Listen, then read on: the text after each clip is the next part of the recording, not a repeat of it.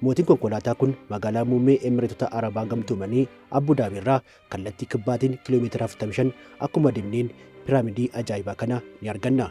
Piraamidiin kun Gibxoonni waggoottan hedduun duratti hambaa seenaa ijaaran miti. Haalli ijaarsa isaanii fakkaata malee piraamidiin kun nama ajaa'ibaa Sheek Hamid bin Hamdaa Al Nahyanaan kan ijaaramedha. Namichi kun piraamidii kana addunyaa irratti kan hin argamnee fi ijaarsa isaa adda ta'een kan ijaarsisanitti konkolaatota 200 ol keessatti kuufataniiru.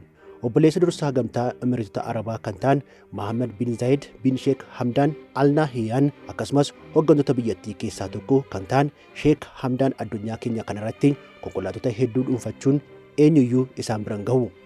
Wanti biraanis namni tokko konkolaataa tokko bitachuuf kan rakkatu isaan garuu konkolaataa Mercedes Benz 5 bitataniiru. Halluu adda addaatiinis babbareechaniiru. Konkolaataa boca kaartaa addunyaa yookiin hanqaaquutti hojjetame yookiin lul jedhamus hojjechiisaniiru. Konkolaataan kun keessoo isaatti hoteelota gurguddoo jedhaman kan xinneessan kutaalee ciisaa sagalee fi manneen fincaanii ni qaba. Sheekiin kun seenaawwan ajaa'ibaa hin himamnes hedduu qabu.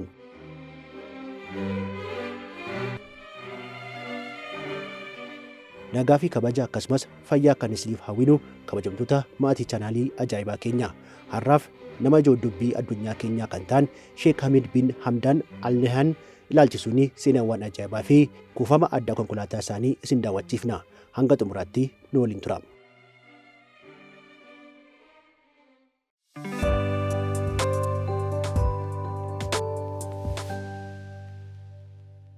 Mee namichi kun konkolaataaf jaalala addaa kan qabu kun eenyu? Guutuun maqaa isaanii kabajamoo Sheek bin Hamid Hamdaan Al Nahyan jedhamu. Emireetota gamtaa Arabaa kan bulchan miseensa maatii mootii Al Nahyanidha. Yeroo ammaatti gamtaa Emireetota Arabaa bulchaa kan jiran Sheek Mohammed bin Zayed bin Sultaan Al Nahyan immoo obboleessa hangafadha. Maatiin Al Nahyan kun mootiiwwan addunyaa keenya irratti qabeenya guddaa qabachuun beekamaa keessaa sadarkaa afuraffaarratti kan argamudha. Maatiin mootii kun teessoon isaa yookiin bakki itti argamu magaalaa muummee gamtaa Emireetota Arabaa Abu Dhaabii yoo ta'u, daayinaastii Al Nahyan jedhamuunis ni waamama. Ragaaleen akka mul'isanitti magaalattii kana waggoota 300 olii fi to'achuun maatii bulchaa turedha.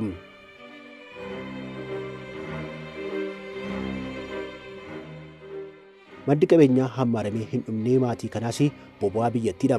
Gamtaan Emireetota Arabaa qabeenya boba'aatiin kan badhaatedha.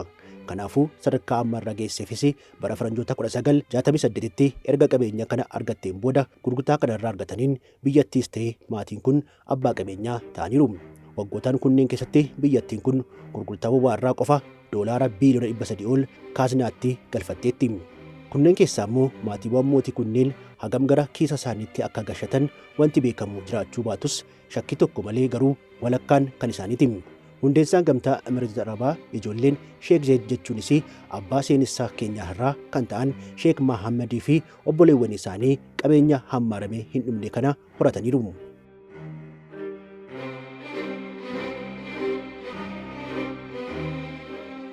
Abbaan seenessaa irraa keenyaa Sheek Hamid bin Hamdaan Al Nahyan miseensa maatii kanaa fi keessumaayyuu konkolaattota hedduu isaaniitiin kan beekamanidha.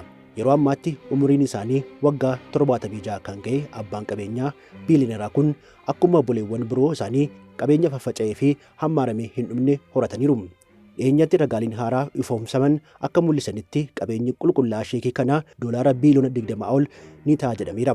Namichi kun qabeenya isaanii kana sassannaa tokko malee kan faffacaasan konkolaattota bituu fi gochawwan akkasii raawwachuunis ni danda'ama kan jechisiisaniifidha. Asirratti akka fakkeenyaatti taatee isaanii tokko mee isinitti haa himnu. Silaa abbaa qabeenyaa biiliyoonaa ta'uun odola bitachuun kan turee fi wanta haaraa hin taanedha. Namichi kun garuu dhimma kana caalaa adda ta'e raawwachuun afaan qabsiisaniiru. Odola dhuunfaa isaa irratti haala saatalaayitiin argamuun maqaa isaanii qubeewwan gurguddaadhaan kan barreeffatan yoo ta'u, kanaafis doolaara miiliyoona 20 ol itti kaffalaniiru. Maqaan isaanii kun dheerina mailii 2 yookiin kiiloomeetira 3 kan qabu irratti kan barreeffame yoo ta'u, samiirraa saatalaayitiin suuraa kaan osoo hin hafin maqaan Hamid jedhu guddatee ni argamaa ture. Gocha qananii isaanii kanaafis baasiin baasan garuu birrii biiliyoona 3tti siqu kan itti baasan kun bajeta biyyoota xixiqqoo osoo ta'e lubbuu meeqa baraaruu ture.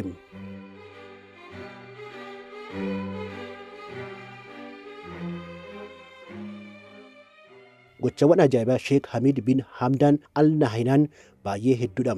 Keessumaa Ajajaan kan hojjechiisan konkolaattonni gurguddoo fi adda ta'an dubbii ijoo addunyaa ta'anii hafaniiru. Mee konkolaatotawwan ajaa'ibaa kunneen bal'inaan isin haa daawwachiifnu. Piraamidii guddaa sheekiin kun ijaarsifatan keessatti konkolaattonni 200 ol haala adda ta'een kan hojjetaman isin haa daawwachiifnu.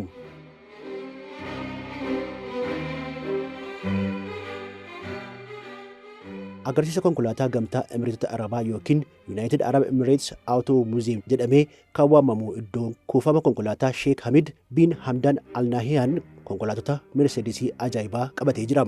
Sheekiin kun maqaa isaaniitiin ol kan ittiin beekaman The Rainbow Sheek yookiin sheekii abbaa sabbata waaqaa kan jechisiise gocha isaanii kanadha. Osuma jennuu Sheek Hamid bin Hamdan Al Nahyan moggaasni maqaa kun kan kennamee fi walitti dhufeenya quunnamtii saalaa koorniyaa wal fakkaataa biyyootii lixaa waan deeggaraniif miti. Ilmaayyuu sabbata waaqayyoo keessatti halluuwwan torbaan mul'atan fakkeessuun halluuwwan kunneeniin konkolaatota Merceedesii babbareechee waan hojjechiiseefidha. Konkolaattonni qananii kunneen immoo namni tokkuma bitachuuf kan rakkatuu fi baay'ee qaalawaa fi qananiin kan hojjetamanidha. Ragaaleen akka mul'isanitti taanaan gatiin Merceedesii tokko qofti $100,000 fi $11,000 ol ni baasa. Konkolaataan qaalawaa kun halluuwwan addaa torbaan ajajan hojjechiisuuf immoo gatii isaanii yaadame. Yoo bira geessan nuuf beeksisaa adara.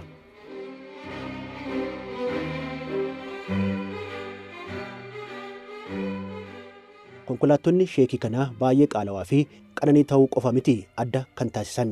Muuziyeemii isaanii keessatti kuufamuuf dirqama roga hundaanuu konkolaattota wal fakkaataa addunyaa irratti argaman irraa adda ta'uu qabu. Fakkeenyaaf wanta kaartaa addunyaa yookiin luuliif fakkaattu kana haa ilaallume. Silaa nama fagoodhaa dhaabbatee ilaaluuf siidaa wayiitti fakkaata malee wanta biraan hin yaadu.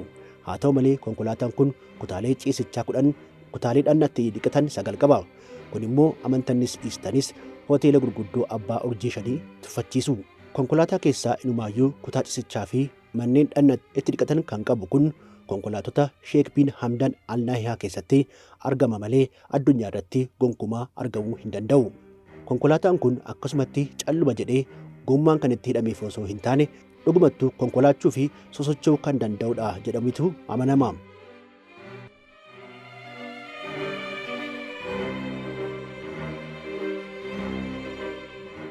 Mee amma immoo gara konkolaataa ajaa'ibsiisaa birootti haa ceenu. Kabajamtoota maatii chaanaalii keenya. Mee dhuguma wanti guddichi ilaaltan kun mana jireenyaa viillaa fakkaata malee konkolaataa fakkaata? Mee isin haa dhibuuti Sheek Hamid bin Hamdan Al Nahyan akkuma haamilee isaaniitti konkolaataa guddicha addunyaa keenyaa hojjechiisanidha. Konkolaattonni isin ajaa'ibsan kanumaan kan dhaabbatan miti. Konkolaataa guddichaa GP kana immoo ilaalame. Fagoo irraa nama ilaaluuf calluma jedhee akka siidaatti kan dhaabbatudha malee konkolaataa guddichaa kan fakkaatu miti. Inumaayyuu inni ilaaltan konkolaataa boca siidaa qabu fakkaata mitire. Kun immoo ajaja addaa sheekii kanaan konkolaataa GP guddicha addunyaa keenyaa akkuma konkolaataatti gommaadhaan akka barbaade deemuu kan danda'udha.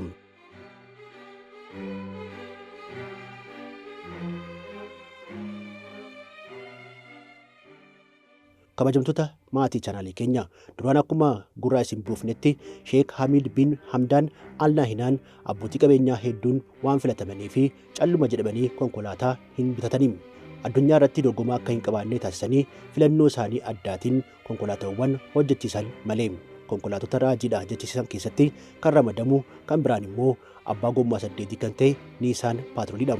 Durumaanuu Nissan Patrol gommaawwan 4 kan itti hidhamuuf mijataa fi ammayyaa haa ta'u malee sheekiin kun garuu diizaayinii addaatiin hojjechiisuu fi warshaa konkolaataa beekamaa Jaappaanii fi meeqa akka kaffalan beekamu baatus doolaara miiliyoonatti lakkaa'amu akka dhangalaasan garuu ni himama. Sababiin isaa immoo gabaadhuma idileettuu gadi baatanii konkolaataa Nissan Patrol tokko bitachuu kan feetan yoo ta'e doolaara 100,000 ol qopheessutu isinirraa eegama.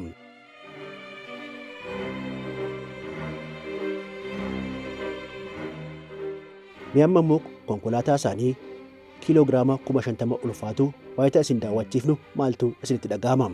Sheek Hamid bin Hamdan Al Nahyan konkolaataa Dodge Power Wagon kana akkanatti konkolaataa guddaa taasisanii waayita hojjechiisan sosochuu danda'uun isaa fi guddicha ta'uun isaa qofti gahaa hin turre. Kanaan caalaatti keessoo isaa konkolaataa kana akka hoteela abbaa urjii gadi hin taanetti akka hojjetamuu fi ajaja isaanii qallaa kennaniiti. Konkolaataan tajaajilawwan guutuu appaartamaan tokko kennuu danda'u hunda kan qabu kun mana ciisichaa muummee yookiin abbootii warraas kunootii kottaa jedhee kan isin simatu qaba. Siree kanarra ciistanis qilleensa gaarii ganamaan yookiin akkuma hirribaa akkataniin akka argattaniif jecha iddoon barandaa bareedaan konkolaataadhuma kanatti qophaa'eera. Akkuma mana jireenyaa dileetti saalonii bal'aa kutaa dhannatti dhiqatanii fi nyaataatti qopheessan haalaan guutameeraa fi konkolaataa guddicha kana keessatti manneen ciisaa qophaa'an 4 waan ta'anii fi sheekiin kun guutuu maatii isaanii bashannanaa fi qabatanii yoo deemuuf fedhan konkolaataa kana keessatti wanti isaan hanqatu hin jiru jedhama. Konkolaataan kun mootoroota 6 kan qabuu fi humna fardaa 300 kan qabu waan ta'eef gammoojjii Arabaa akka barbaade irraan gadees ta'e tabba salphumatti fullaasuu humna guddaa qaba.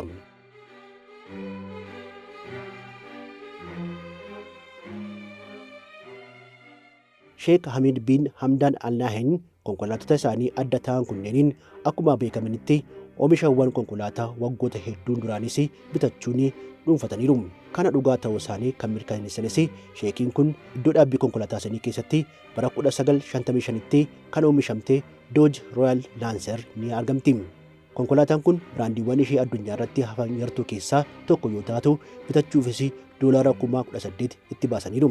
Bara 1950tti kan oomishamte VV 3100nis konkolaataa biroo seenaa qabeettii taatedha. Konkolaataan biroo seenaa qabeessa taate immoo VW Eurovan yoo taatu namichi kun akkuma amaleeffatetti adda taasisanii hojjechiisaniiru.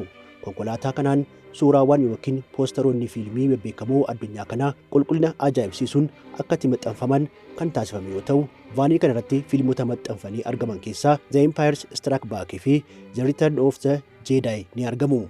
Gatiin idilee VW Eurovan doolaara 25,000 yoo ta'u, Sheek Hamid bin Hamdan Al Nahyan filannoo isaaniitiin babbareechanii meeqaan akka hojjechiisan garuu hin beekamne.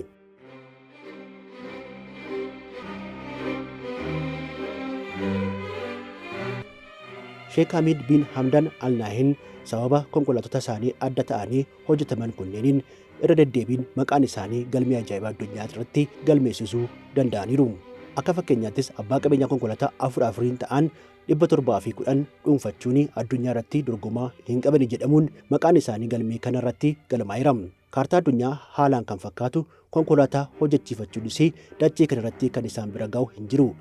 Akkuma konkolaataawwan idilee sosocho'uu kan danda'an keessaas baay'ee guddichi jiippiinis kanuma isaaniiti. Galmeen ajaa'ibaa addunyaa konkolaataan akkasii waaqaanis ta'e lafaan qaxxaamurtanii barbaadaa osoo jedhamtanii gonkumaa argachuu hin dandeessanii jedhees bara faranjootaa 2010tti seenaa isaanii kana seenaa irratti dabalee galmeessiira. Jiippiin guddichi kun dheerina meetira 6.5 kan qabu yoo ta'u, sheekiin kun konkolaataa ajaa'ibaa kunneen keessatti kuufachuu fi piraamiidii ijaarratan keessaa seenuu waan hin dandeenyee fi ala akka dhaabbatu taasifameera.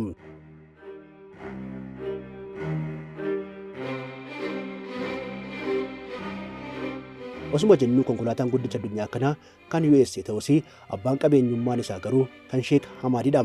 Moggaasa maqaa Dahaabiyaan kennameef kun hojjaan isaa meetira 10 ta'a. Gamoowwan 10 kan qabu yoo ta'u, akka meeshaa ijoollee ashaangullitiitti itti hojjetame malee asirratti waan dhaabbatu isinitti hin fakkaatina. Abbaa qabeenyaa piikaappii guddaa ta'uunis riikardii qabataniiru. Sagantaa keenya gidduutti kan isin daawwachiifne konkolaataan Dodge Power Wagon bara faranjootaa 1950tti kan oomishamte fakkaatee akka hojjetamuu fi harka 64 caaltee bocamteetti. Kana qofa seetanii raajummaan konkolaataa kana. Manneen ciisichaa teekinooloojii haala qilleensaa to'atus itti galeeraa fi konkolaataan Hamar guddichi addunyaa kanaas harka Sheek Hamid bin Hamdan Al Nahyaatti kan argamudha. Innis akkasuma galmee seenaa kanatti galmaa'eera. Konkolaataan Hamar idileen iyyuu guddaa ta'uun isaa ni beekama. Sheekiin kun garuu seenaa biraa qabsiisaniiru. Konkolaattota Hamar idileen harka 3 guddisanii kan hojjechiisan sheekiin kun konkolaataa Hamar guddaa addunyaa kanaatti jechisiisuun galmeessisaniiru. Qabeenyi isaanii doolaara biiliyoona 20 ta'us konkolaattota ajaa'ibaa fi qalbii namaa hawwatan kunneen irratti dhangalaasaniiru.